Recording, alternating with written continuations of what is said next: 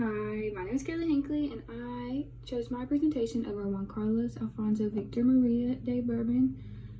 And I know it's really glary, so you can barely see it, but I did print out the slides so we could see the pictures as we go. Alright, slide 1 is over the history of Juan Carlos and his family line and how everything came about. Here's this picture. You kind of see that one good, but here, close up. Alright, let's get started. So Juan Carlos was born into the Borbon family line on January 5th, 1938 in Rome, Italy. The nation was declared a republic in 1931, and his grandfather had fled to Spain, an act that helped to overthrow a Bourbon dynasty whose reign in Spain dates back to the 1700s.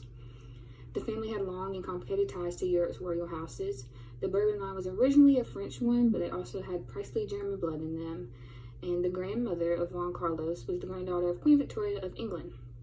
The father of Juan Carlos, Don Juan de Borbon y Battenberg, became regent in exile in 1941. After that year's grandfather, King Alfonso XIII, was abdicated in favor of Don Juan. By then, Spain had become a Franco-led military dictatorship. During World War II, and they exiled the royal family, so they had moved back to Lausanne, Switzerland. But they ended up later settling in Estoril, Portugal after the end of the war. In 1947, Franco declared he was preparing to pick from the Bourbon line to be his new successor. Franco then told the father of Juan Carlos that he would have to return to Spain for his schooling in order to be considered in line. So in 1947, he came to Spain to carry on his studies. He began his military training after completing his secondary education in 1955 and attended the Georgian Military Academy in Zaragoza. In the summer of 1974, owing to Franco's deteriorating health, Juan Carlos started to serve as Spain's head of state regularly for the first time. Franco ended up dying the following year in November, and then on November 22nd, 1975, 2 days after Franco's death, Juan Carlos became king, and he was the first reigning monarch since 1931, while his exiled father did not officially renounce his claim to the throne in favor of his son until 1977.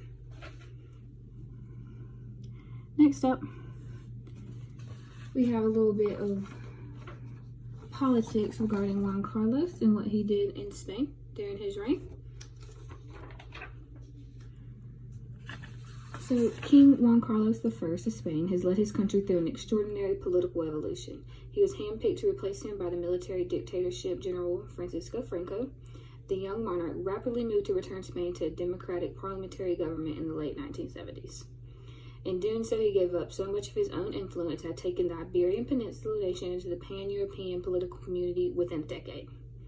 The transition of power in Spain has been a model and a source of inspiration to direct democratic reform not only in several Latin American countries, but also in the Eastern Bloc countries like Russia, despite different political situations. He was expected to continue Franco's legacy. However, he wanted to initiate new reforms to overthrow the Francoist regime and begin the Spanish transition to democracy soon after his accession. That led to the approval of the referendum of 1978 Spanish Constitution, which was reestablished a constitutional monarchy. And then in 1981, Juan Carlos played a major role in preventing a coup which tried to, in the name of the king, to revert Spain to Franco's rule. He was regarded as the most successful leader in all of the Ibero-America in 2008. Hailed for his role in Spain's transition to democracy, the king and the prestige of the monarchy started to suffer after scandals emerged surrounding his family. He was compounded by an elephant hunting trip he undertook in Spain during a period of financial crisis. And then in 2014, Juan Carlos was abdicated in favor of his son, who succeeded the throne as Felipe VI, citing family reasons. Which brings us to a few additional notes. This is his family. He's right here. His 2 daughters and his son. And this is like the wives and the husbands. Just a little family picture. But as stated before, he was born January 5th, 1938. He is still alive and he is 82 years old.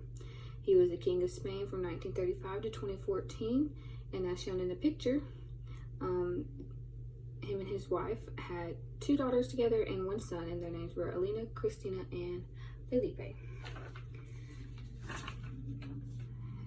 And that is all I have for you today. Last slide, just the references, which will be sent off to the site. But thank you for watching. Bye-bye.